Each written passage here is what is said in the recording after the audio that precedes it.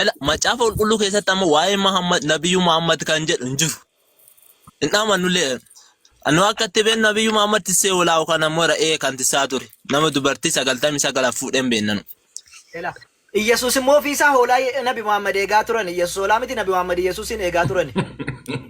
Neetu. Yesus hoolaa eegate Yesus nabiyyi Muhammad alayhi salatu wassalam tiisee hoolaa ergataan dhuga. Erga tiksee hoolaa ta'an Yesusin eegaa turan nabi Muhammad. Sallallahu alaihi wasallam. Waan nama caafa jiran dubbateen kana. Hoolichi waaqayyoo eenyu? Yesus bagiidha miti nabi Muhammad Yesusin eegaa turan egaa. Aggeeffaa ukaa. Waa'ee nabi Muhammad kan jedhamu hin jiru nu biratti. Ela seeraan yoo dubbatte taate waan ragaa qaba waliin haasofna yoo ammoo deemte taate immoo deebii mataatti gasi gombifna seeraan dubbadha. Seeraan manni koo mana seeraa mana ragaadhaan dubbatamu. Kanaafuu nabi Muhammad jennaan Yesus olaanaa nabi Muhammad Yesus. Waa tokko seemu. Aggeeffadhu ka. Na calle sittima. Nabi Muhammad. Sittima. Na dhaggeeffadhu biraanu. Nabi Muhammad Yesus Kiristoos akka inni haraaman dalagne akka inni waan balleessine tiksaa turani duuba deemanii. Tiksee olaa waan turaniif Yesus olaa ture. Kanaafuuti kanaasiin gabaabsi waan ragaa qabu waliin haasofnaa jechuudha. Ela qoyshi qoy boota macaafa gubbaarratti naa baasitoo Yesus Kiristoos olaa akka ture mee natti ani tissee gaadhe jedha macaafa qulqulluu irratti malee.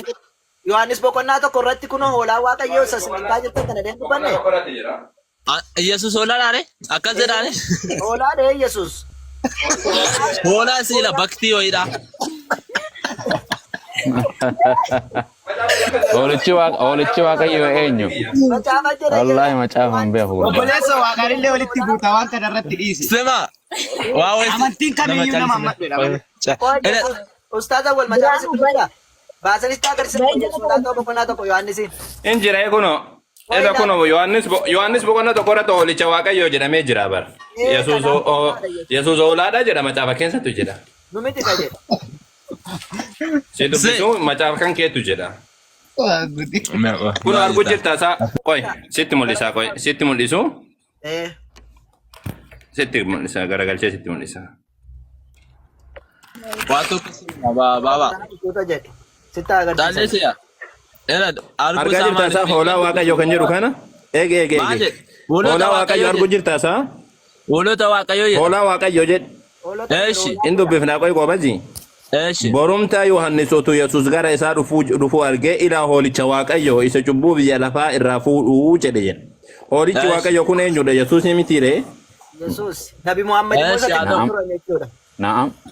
Yesus tiisaa ture Nabi Muhammad alayhi salam. Akkasee kan akkatti fudhadhuti. Akka nabi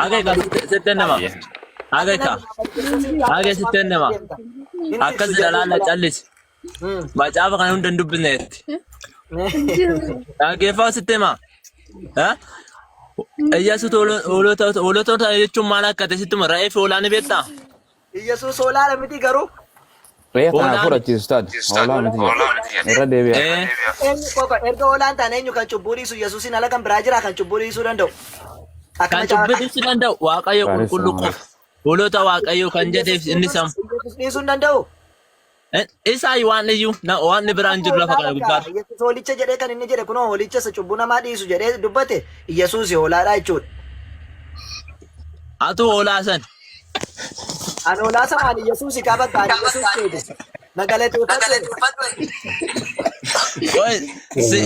Qoy naman arabdoonni bakka afaan lafti garagalchite rabbiin. Ani hoolaa sana Yesuus naasa gadi siin jedhe.